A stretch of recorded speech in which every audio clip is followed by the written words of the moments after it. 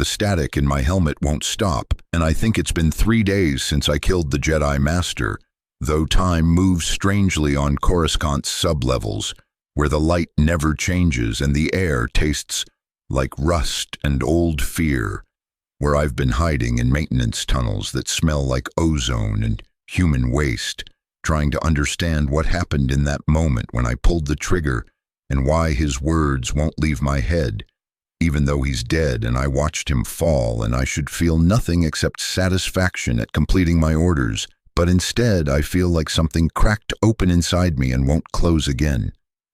My designation is CT-7481, Clone Trooper, 501st Legion, assigned to Temple Security Detail during Operation Nightfall. And what I need to tell you is that Master Mace Windu was right about everything, and the wrongness of that truth is eating through my brain like acid through Durasteel. Because if he was right, then everything else is wrong. The Republic is wrong, the Chancellor is wrong, Order 66 is wrong, and I'm wrong, and we're all wrong, and the galaxy is drowning in wrongness that presents itself as righteous order. It started when the order came through. Execute Order 66, spoken in Commander Cody's voice, but originating from somewhere else, somewhere that bypassed thought and went straight into the meat of me, into whatever the Kaminoans installed that makes us compliant, that makes us good soldiers who follow orders without question or hesitation. The Jedi are traitors. The Jedi must be eliminated. These facts arrived in my consciousness as unquestionable truth, overriding years of fighting alongside them, watching them lead us with courage and compassion, seeing them die protecting clone troopers they considered brothers despite our manufactured origins. Master Windu specifically had visited our garrison twice, spoken with us not as tools but as sentient beings, asked our names, asked my name, looked at me with those intense eyes and said, CT-7481, that's not who you are, that's what they call you, who are you? And I hadn't known how to answer because who was I except what I'd been designed to be? But the question itself was a gift, an acknowledgement of potential interiority the Kaminoans never mentioned during our programming. But the order came and the question didn't matter anymore. Only compliance mattered. Only following orders mattered, and when we received intelligence that Master Windu had survived the Chancellor's office and was wounded and fleeing through the temple, we were assigned to hunt him down and eliminate the traitor with extreme prejudice. I was part of Squad Auric, 5 clones moving through the temple's burning corridors, past the bodies of Padawans and younglings and Jedi Knights who died confused and betrayed, not understanding why their soldiers had turned on them, why the men they'd fought beside now executed them with the same efficient precision we'd once directed against separatist battle droids. The temple smelled like blaster residue and blood and something else, something like ozone but darker, like the air was mourning, like the Force itself was screaming, but we couldn't hear it through the static of our conditioning. We found him in the meditation chamber on level 7, a circular room with windows that looked out over Coruscant's twilight cityscape, where lights stretched to every horizon and the sky was the color of old bruises. He was slumped against the wall, his Jedi robe scorched and torn, one arm clearly broken and hanging useless, his dark face drawn with pain and something worse than pain, something that looked like soul-deep exhaustion, like he'd been carrying impossible weight for too long and had finally been permitted to set it down. His lightsaber lay beside him, deactivated, within reach, but not in his hand. And when we entered with weapons raised, he didn't move to defend himself, just looked at us with those eyes that had asked my name once, that had suggested I might be more than my designation. "Stand down," he said, his voice rough but carrying that particular authority Jedi Masters had, the kind that made you want to obey not from fear but from respect, from recognition that here was someone who understood principles larger than personal survival. "You don't have to do this. The order you received is false. Chancellor Palpatine is a Sith Lord. He's manipulated the Republic and the Jedi, and you, all of us, into this moment. You're being used to destroy the Guardians of Peace so he can establish absolute power. But you can choose. The inhibitor chips they installed can be resisted if you try, if you remember who you are beneath what you were programmed to be. The squad leader, CT-6789, designated hard case, though none of us used names anymore after the order came through, raised his DC-15 and said, "The Jedi are traitors, Chancellor's orders.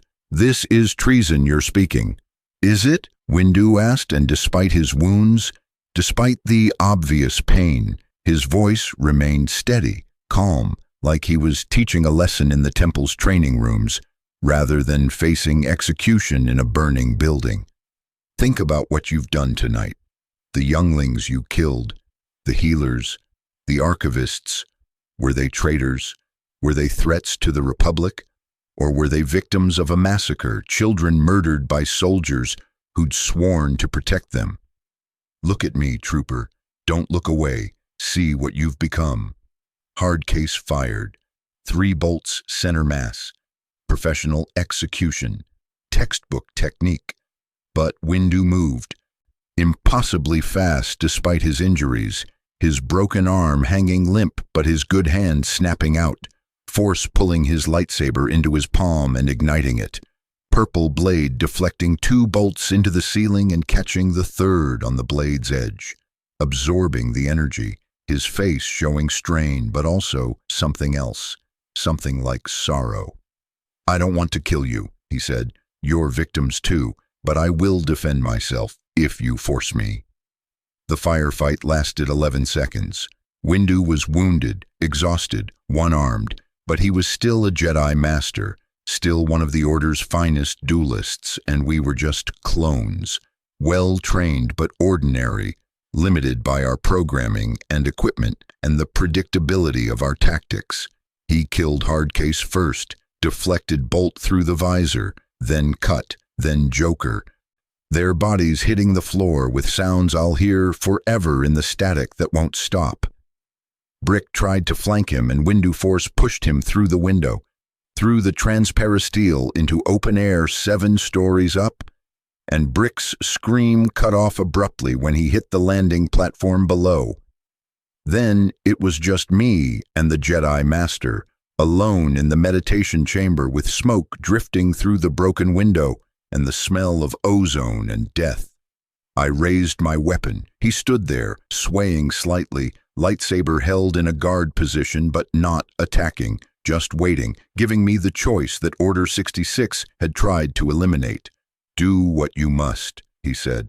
"I'm too tired to run anymore, but before you do, answer one question. What's your name? Not your designation. Your name. Who are you?" The question hit harder than a blaster bolt, drove through the static in my head, through the compulsion to execute traitors, through everything the Kaminoans and the Chancellor's order had installed. What was my name? I'd never had one. We were numbers. We were products. We were purpose-built soldiers designed for compliance and expendability. But he'd asked before, in the garrison, and I'd started thinking about it afterward, started wondering if CT-7481 was all I was, or if somewhere beneath the programming there was something individual, something unique, something that could be called by name rather than number. "I don't have one," I said, and my voice sounded wrong through the helmet speakers, distorted and mechanical, not like something that belonged to a person with a name. "Then take one," Windu said, "right now. Choose who you are before you choose what you do. Because what you're about to do will define you forever. You'll be the man who executed an unarmed wounded Jedi on orders from a Sith Lord, or you'll be the man who chose to question, who chose to think, who chose to be more than his programming. So, who are you?" I stood there with my finger on the trigger, feeling the weight of the DC-15, feeling the weight of everything that had led to this moment, the years of training on Camino, the battles across the galaxy, the Jedi generals who'd led us and died beside us, the brothers I'd lost to separatist fire and now to Order 66's internal slaughter, the Republic we'd been told we were protecting that had revealed itself as something else entirely, the Order that had turned us into murderers of children and called it loyalty. The static in my helmet was getting louder. Or maybe that was just my own thoughts screaming, trying to break through the conditioning, trying to assert some kind of agency in a life that had been designed from conception to deny me any. I pulled the trigger, 3 shots, center mass. Professional execution, textbook technique.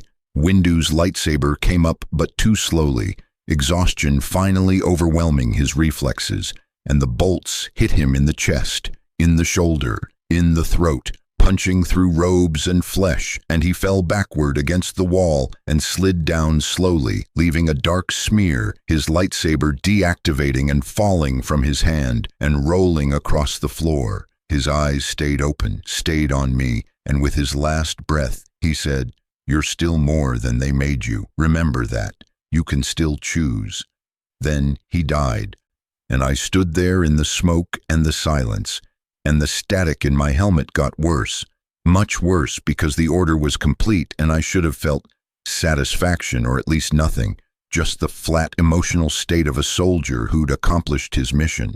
But instead, I felt like I'd just killed something irreplaceable, like I'd eliminated not a traitor but a light, like the galaxy had gotten darker in some fundamental way, and I was responsible. His last words echoed in my head, mixing with the static, "You can still choose. You can still choose. You can still choose." I left the temple that night, and I haven't reported back to my unit, and I've been hiding in the sub-levels for 3 days, or maybe longer. Time is hard to track down here, surviving on stolen rations and contaminated water, trying to understand what happened and why Master Windu's words won't leave me alone, why his question about my name feels more important than any order I've ever received. The Imperial propaganda comes through on every public holoscreen. Chancellor Palpatine is now Emperor Palpatine. The Jedi attempted a coup and were righteously destroyed. The Republic has been reorganized into the first galactic empire. For a safe and secure society, citizens are encouraged to report any surviving Jedi for immediate elimination. The message repeats with variations, but the core remains. The old order was corrupt. The new order is just. Loyalty to the Emperor is loyalty to civilization itself. But I keep thinking about what Windu said about the younglings, about the healers, about the archivists. I keep seeing their faces, the confusion and betrayal as we executed them. The way they died not fighting but pleading, asking why, asking what they'd done wrong, asking us to remember them, to remember that we'd fought together, that we were allies, that we were supposed to be the good guys. The propaganda says they were traitors, but they died like victims, died like people being murdered rather than enemies being neutralized. And the difference between those categories is something I'm starting to understand. Despite my programming, despite the static, despite everything, the Jedi philosophy that Master Windu embodied, the thing he died defending, was about more than force powers, or lightsaber combat, or mystical mumbo-jumbo like we'd sometimes joked about in the barracks. It was about principles. About believing in something larger than personal power or tribal loyalty, about defending the defenseless even when it was dangerous, about seeking peace even when violence was easier, about maintaining moral clarity in situations designed to create confusion. He'd lived those principles for decades, served the Republic faithfully even when it failed to serve him back, fought in the Clone Wars knowing the conflict was wrong somehow, but unable to see the full scope of the manipulation until it was too late. And when he finally saw the truth, when he confronted the Chancellor and discovered the Sith Lord behind the politician's mask, he'd tried to do the right thing even though it cost him everything. That's what unshakable resolve actually means, I think. Not blind adherence to orders, not inability to question or adapt, but commitment to principles that transcend self-interest, that persist even when circumstances make them inconvenient or dangerous. Windu could have fled after his confrontation with the Chancellor failed, could have abandoned the temple and disappeared into the galactic underworld, could have prioritized his own survival over staying to help other Jedi escape or defending younglings who couldn't defend themselves. But he hadn't. He'd stayed, he'd fought, he'd defended others until his body wouldn't function anymore. And even then, even wounded and exhausted and facing execution, he'd tried to reach me, tried to teach one last lesson to a clone trooper who'd been designed never to learn it. You can still choose. The words circle in my head like a mantra or a curse, like they've replaced the programming that used to fill that space. And I don't know what to do with them. I'm a clone. I was made to follow orders. My entire existence has been structured around compliance and military efficiency and becoming the perfect soldier who never questions, never hesitates, never chooses. But Windu suggested that choosing was possible, that beneath the programming there was something capable of decision, something that could be called a self or a person, or maybe even given a name. What name would I choose?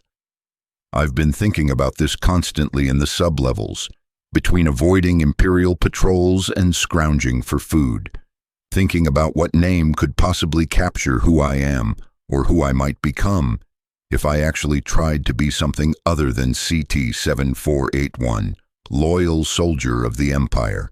Names have meaning in ways designations don't. Names suggest history, personality, uniqueness. Names are what people have, and if I chose a name, then maybe that would make me a person rather than a product, would create some distinction between what I was designed to be and what I might become. I've settled on resolve. It feels appropriate somehow, feels like it honors what Windu died demonstrating, feels like it might give me framework for whatever comes next. I'm resolve now, not CT-7481, not a number in the Imperial database. Resolve. A clone trooper who killed a Jedi Master and is trying to understand why that action feels like the worst thing he's ever done, despite years of killing separatists and battle droids without compunction, trying to understand the difference between following orders and making choices, trying to figure out if it's possible to reprogram yourself or if the Kaminoan's conditioning is too deep, too thorough, too much a part of fundamental identity to ever overcome. The static in my helmet hasn't stopped. I think it might be my inhibitor chip malfunctioning, glitching, the conditioning breaking down under the strain of trying to reconcile Order 66's commands with what I'm starting to recognize as conscience, as moral awareness, as something the chip was supposed to suppress entirely, but that Windu's question somehow activated. You're still more than they made you, am I? Is there enough of a person beneath the programming to be more? Or am I just experiencing a glitch, a technical failure that will eventually resolve itself when the chip reasserts control and I return to being a good soldier who follows orders without this inconvenient self-reflection? I found a medical facility in Sub-Level 47, abandoned during the transition from Republic to Empire, equipment still functional but covered in dust, and I've been trying to scan my own brain using whatever tools still have power. The images show the chip clearly, embedded in my neural tissue, exactly where it should be according to Kaminoan specifications, but the readouts indicate unusual activity patterns, electrical signals that don't match standard operating parameters. Something is wrong with it, or maybe something is right with it for the first time. Maybe it's failing to suppress what it was designed to suppress, and that failure is allowing me to think these thoughts, to question these orders, to care about the Jedi Master's last words. I could try to remove it. The medical facility has surgical equipment, basic but functional. I could attempt the procedure myself, though the survival rate for unassisted inhibitor chip extraction is probably near zero, and even if I survived the removal itself, the chip's failure might trigger other conditioning protocols, might cause complete mental breakdown or personality disintegration. Or I could leave it, let it glitch and malfunction, live in this liminal state between complete programming and complete autonomy, a clone trooper who can't quite follow orders anymore, but who also can't quite escape them, caught between designations. I'm writing this in a datapad I found in the medical facility, trying to document my thoughts before they disappear, or before the chip reasserts control, or before Imperial patrols find me and execute me for desertion. I don't know if anyone will ever read this. Probably not. Probably this testimony will decay in abandoned sublevels, along with my body when I finally run out of food or water, or when the Empire's manhunt reaches deep enough to find me. But I need to record it anyway, need to leave some evidence that CT-7481 existed beyond his designation, that he became resolve for however briefly, that Master Windu's final lesson took root in at least one clone trooper's defective brain. The Jedi philosophy that Windu embodied wasn't about supernatural powers or religious dogma, I'm starting to understand. It was about recognizing agency in oneself and others, about treating sentient beings as ends rather than means, about maintaining ethical principles even when circumstances made them costly. The Jedi Code, which I'd heard recited but never really listened to, suddenly makes different kind of sense. There is no emotion, there is peace. Doesn't mean suppressing feelings but not being controlled by them, maintaining clarity in crisis. There is no ignorance, there is knowledge, means questioning, seeking truth, refusing comfortable lies. There is no passion, there is serenity, means acting from principle rather than impulse. There is no chaos, there is harmony, means working toward order that serves life rather than merely enforcing control. There is no death, there is the Force, means recognizing something larger than individual survival, something worth sacrificing for. Windu lived those principles. He questioned the Clone Wars even while fighting in them, sensed something wrong but couldn't identify it until too late. He confronted the Chancellor despite knowing it would be dangerous, because discovering a Sith Lord in the Republic's highest office meant action was required regardless of personal risk. He defended the temple and its inhabitants even while wounded and exhausted, because protecting others was more important than self-preservation. And in his final moments, facing execution by a clone trooper, he'd once asked a simple question. He tried to teach rather than condemn, tried to reach whatever humanity might exist beneath the programming, tried to plant a seed that might grow after his death. That seed is growing now, I think. That's what the static represents. That's what the chip malfunction means. That's why I can't stop thinking about his last words. I'm being reprogrammed by memory and conscience and guilt, by the recognition that I killed someone who deserved better, who represented something better, who died believing in principles I was designed never to understand, but that I'm starting to glimpse through the cracks in my conditioning. The Empire's propaganda is everywhere in the sublevels. Holoscreens showing Emperor Palpatine's speeches, Vader's terrifying presence as supreme enforcer, announcements about stability and security and the benefits of accepting Imperial authority without question. Citizens are shown celebrating, thanking the Empire for protecting them from Jedi treachery, from separatist rebellion, from chaos and disorder. The message is consistent. The Empire is good. Dissent is evil. Loyalty is virtue. Questioning is crime. And the scary thing is how persuasive it is, how the propaganda creates its own reality through repetition, how if you're exposed to it constantly without alternative perspectives, you start believing it even when it contradicts your own experiences. But I have alternative perspective now. I have Windu's words. I have the memory of what we did in the temple, the younglings' faces, the healer's pleas, the archivist's confusion. I have the evidence of my own eyes and ears that contradicts the official narrative, that suggests the Empire's foundation is atrocity rather than justice, that the Jedi weren't traitors but victims, that Order 66 wasn't righteous enforcement but orchestrated genocide. And once you see that contradiction, once you recognize the gap between propaganda and reality, you can't unsee it, can't unhear the screaming, can't pretend everything is fine and you're just following orders like a good soldier should. That's what Windu's unshakable resolve really means, I think. It's the ability to see clearly even when clarity is uncomfortable, to maintain principles even when abandoning them would be easier, to choose what's right even when what's wrong is more rewarding. He saw the Republic's corruption and served it anyway, because abandoning the galaxy to darkness wasn't acceptable. He saw the Clone Wars' wrongness and fought in them anyway, because protecting civilians mattered more than purity. He saw Palpatine's true nature and confronted him, despite knowing the confrontation would probably fail, because trying was morally necessary even if succeeding was impossible.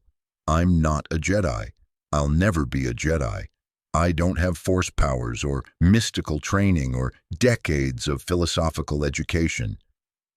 I'm just a clone trooper with a malfunctioning inhibitor chip and a guilty conscience and a datapad where I'm recording thoughts I was never supposed to have.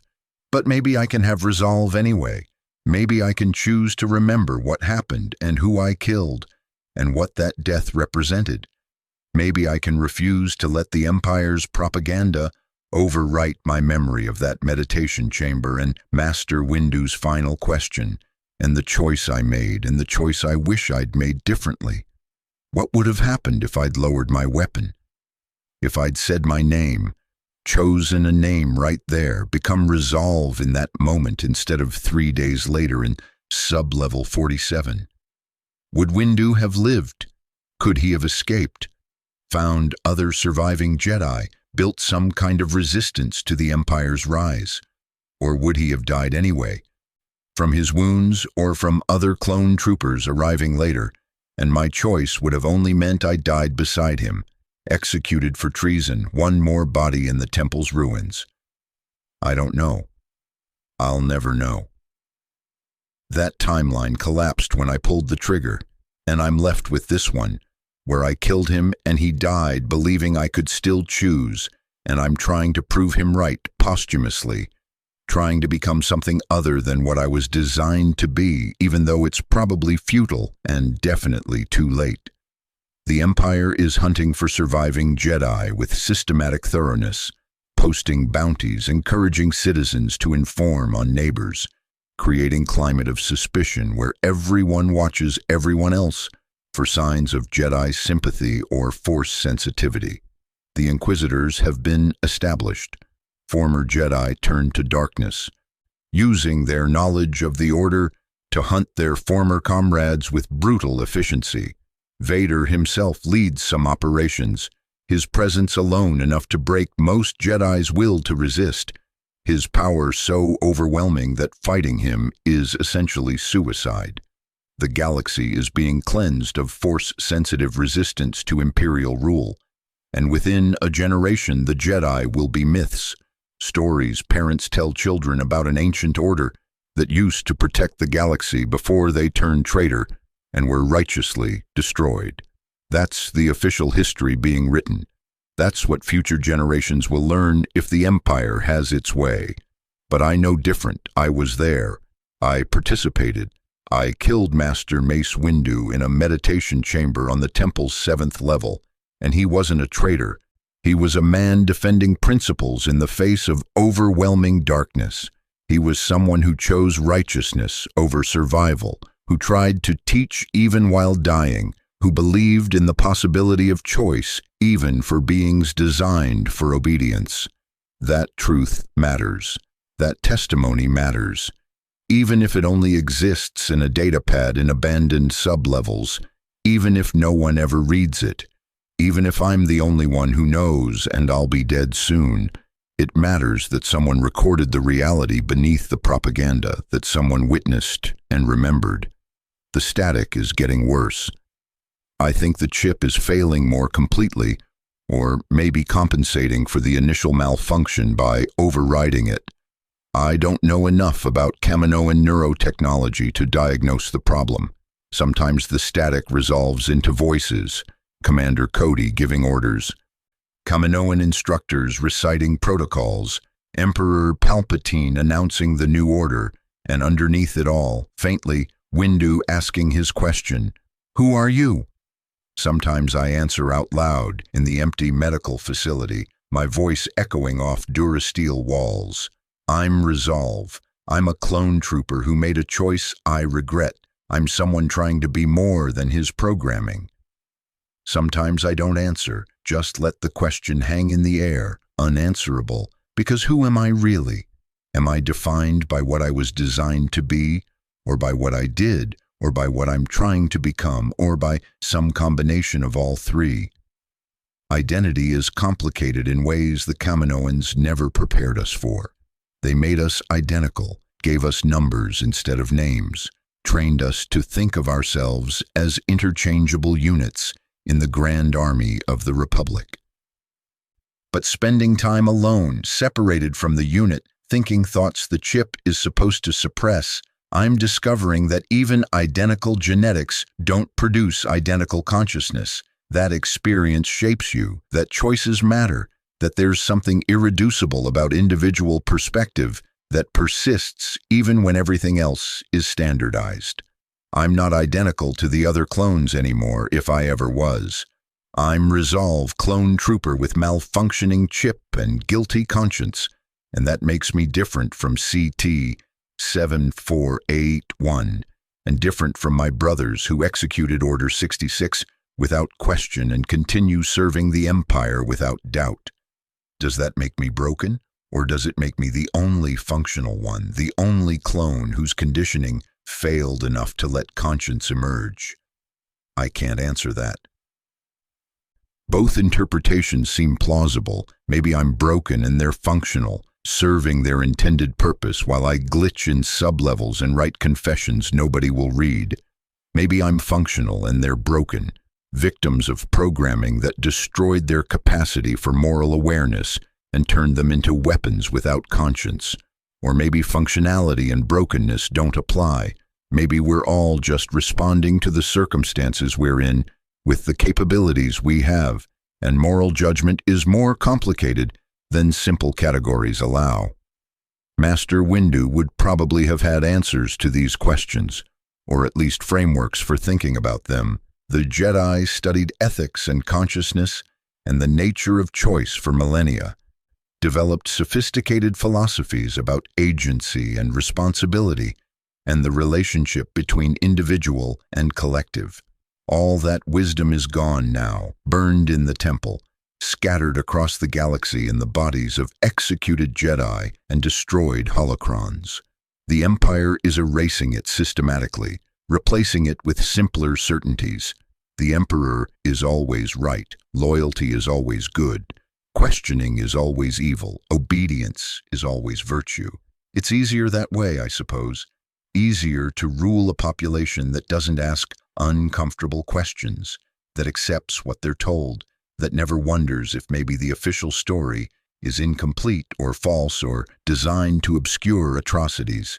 But easier isn't the same as better. That's another thing I'm learning down here, alone with my thoughts and my guilt and my malfunctioning chip. The easy path is following orders, accepting propaganda, not thinking too hard about younglings' faces or healers' pleas or what my actions mean in the larger context. The harder path is questioning, remembering, caring about the difference between orders and ethics, between loyalty and conscience, between being a good soldier and being a good person. Windu took the harder path his entire life, chose principle over convenience repeatedly, paid the ultimate price for that commitment. And even that didn't break his resolve, didn't make him abandon his principles, didn't stop him from trying to teach even at the moment of death. That's unshakable. That's what the title means. Not that he couldn't die, obviously he could and did, but that his commitment to Jedi philosophy couldn't be killed, couldn't be broken, couldn't be compromised even by failure and pain and betrayal. He died as he lived, trying to do what was right, trying to protect others, trying to teach and inspire and maintain hope that better choices were possible. And somehow his death is teaching me more than his life did, is reaching me in ways his question at the garrison couldn't, is breaking through my conditioning and making me feel things I was designed not to feel and think things I was programmed not to think. Is this what the Jedi meant by the Force continuing after death?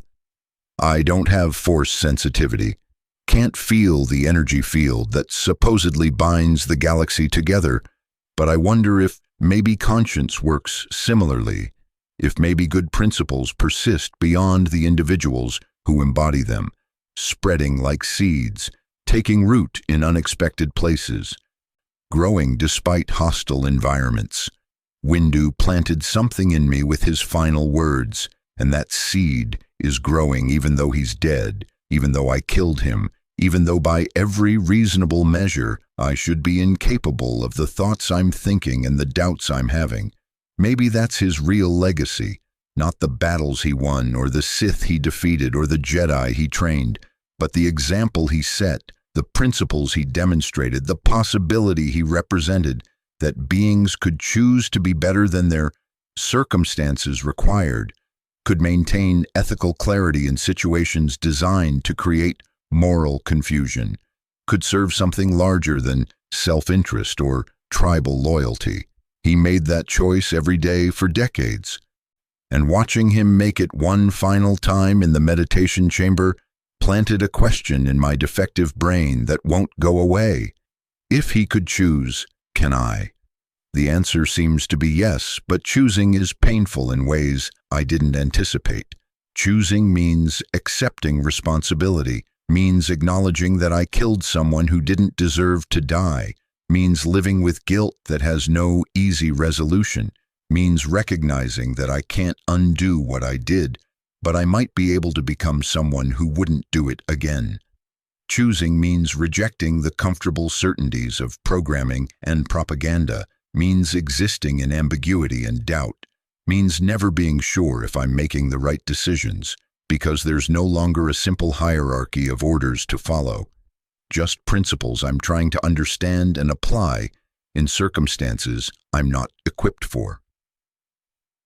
But Windu was right. Choosing is what makes you more than they made you. Following orders is what I was designed for. Choosing is what I am despite that design. And if I can choose, if this malfunctioning chip has created enough cognitive space for real decision-making, then maybe I have responsibility to use that capacity to do something that honors his memory and his sacrifice and his final lesson, even if I don't know what that something is yet. Even if I'm just a clone trooper hiding in sub-levels with a datapad and regrets. I've been thinking about the other Jedi, too, the ones we killed that night. The younglings especially. They didn't even have a chance to develop philosophies or demonstrate resolve, didn't get to make choices about what kind of Jedi they'd become, didn't get to live long enough to understand what they were dying for. They died confused and terrified, killed by soldiers they'd probably admired, soldiers they'd seen protecting the temple and escorting Jedi masters, soldiers who turned into executioners without warning or explanation. What did their deaths accomplish? What strategic purpose did murdering children serve, except to demonstrate the Empire's absolute ruthlessness, to establish through atrocity that no one was safe from Imperial authority, that age and innocence provided no protection?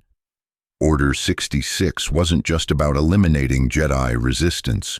It was about establishing terror, about showing the galaxy what happened to those who represented alternatives to Imperial rule, about creating examples so horrifying that future resistance would seem impossible. Kill the Jedi, kill their children, burn their temple, erase their history, and you don't just eliminate current opposition, You erase the very possibility of opposition. You make resistance literally unthinkable by destroying everyone who might inspire or organize or teach it. That's what I participated in.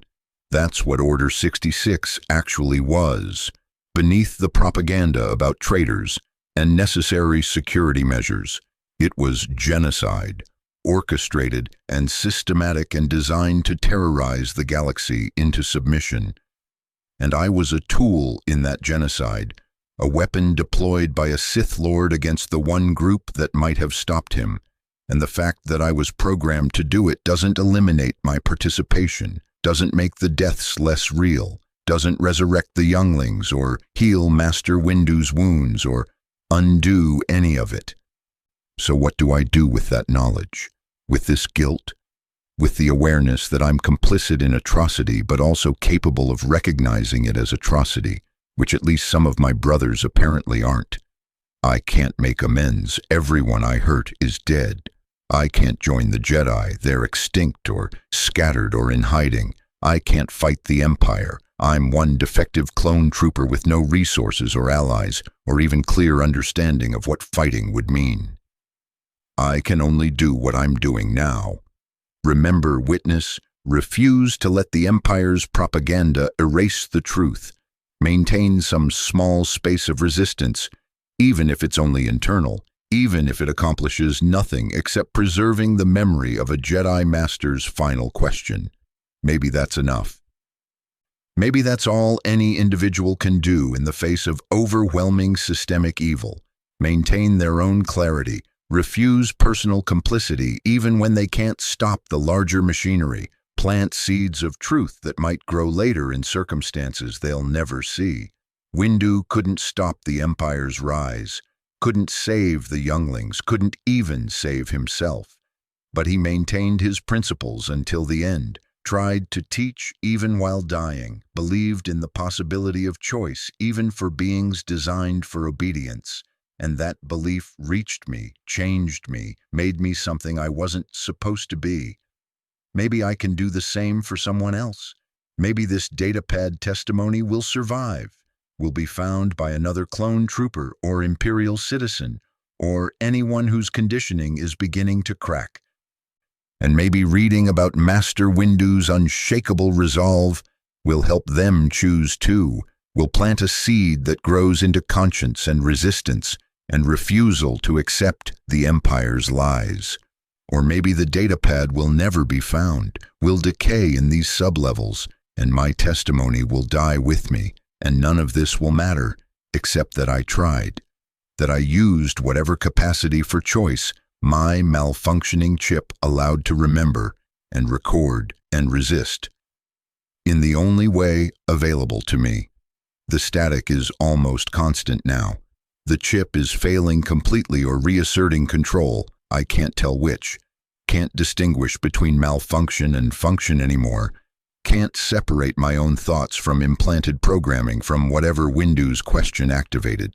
Soon I'll either lose the ability to think these thoughts entirely, will return to being CT-7481, loyal soldier of the Empire, or I'll lose cohesion completely, will fragment into static and programming errors and contradictory impulses, will become non-functional in any meaningful sense. Either way, Resolve's existence is temporary, a brief glitch between total programming and total breakdown. But I existed. That matters. A clone trooper designated CT-7481 became someone who chose a name and questioned orders and recognized atrocity and tried to honor a Jedi Master's final lesson. That happened. That was real. And whatever the Empire says about Jedi treachery or Order 66's necessity or the righteous foundations of Imperial rule, that reality persists. That truth remains, that testimony exists in this datapad and in my failing consciousness and in the moral architecture of the galaxy itself, which doesn't care about propaganda, which records what actually happened rather than what the victor claims happened. Master Mace Windu died in a meditation chamber on the temple's 7th level at the hands of clone trooper CT-7481, who executed him according to Order 66's commands. But that same clone trooper later became Resolve, and Resolve testifies that Windu was right, that the Order was wrong, that the Empire is built on genocide and terror and lies, that Jedi philosophy represented something better, even if it failed to protect itself from Sith manipulation, that choosing is possible even for beings designed for obedience, that unshakable resolve means maintaining principles despite overwhelming pressure to abandon them, means trying to do what's right even when success is impossible, means teaching and inspiring and believing in others' capacity for choice, even at the moment of your own death. That's the testimony, that's what I'm recording, that's what I need to say before the static consumes everything, and I'm either CT-7481 again or no one at all. Master Windu's philosophy wasn't wrong, it wasn't weak, it wasn't why the Jedi failed. The Jedi failed because they faced an enemy more patient and subtle and ruthless than their philosophy had prepared them for, because they tried to serve a republic that was already dead without recognizing its corruption, because they fought a war designed to destroy them regardless of its outcome. But their principles about agency and ethics and choosing what's right over what's easy, those principles weren't defeated. Those principles can't be defeated because they're not contingent on success. They're true whether they win or lose, whether they protect you or get you killed, whether they accomplish anything practical or merely maintain moral clarity in the face of darkness. I understand that now.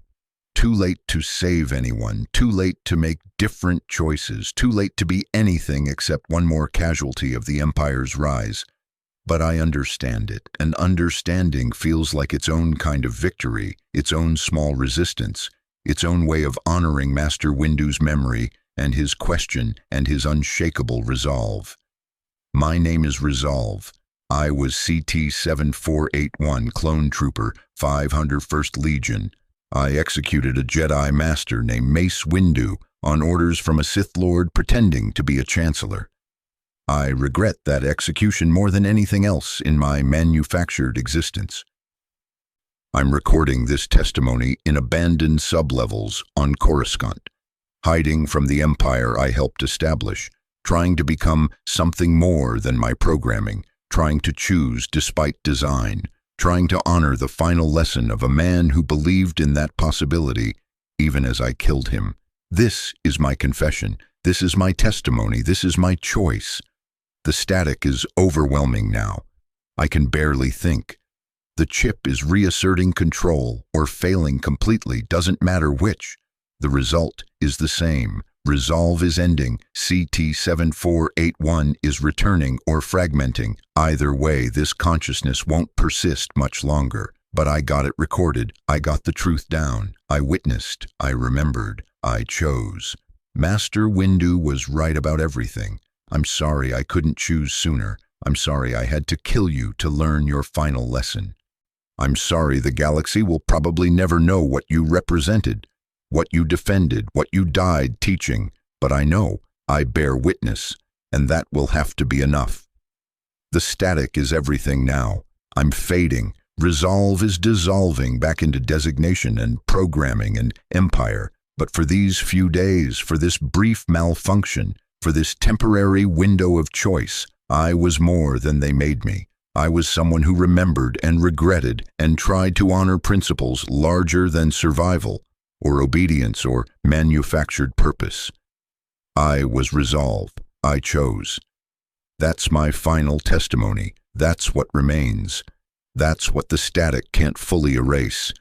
The memory of a question, the possibility of choice, the recognition that unshakable resolve means choosing what's right, even when everything is wrong, even when it costs everything. Even when no one will ever know you made that choice. Master Windu's philosophy survives in me for as long as I survive, and even when I'm gone, it survives in this datapad, and even when the datapad decays, it survives in the moral architecture of reality itself. which remembers truth regardless of who speaks lies, which records what actually happened regardless of official history, which holds space for the possibility of choice, even in systems designed to eliminate it. That's unshakable. That's what it means. That's what I learned from killing a Jedi Master who asked my name. The static is complete now. I'm gone. But this remains. Remember, choose, resolve.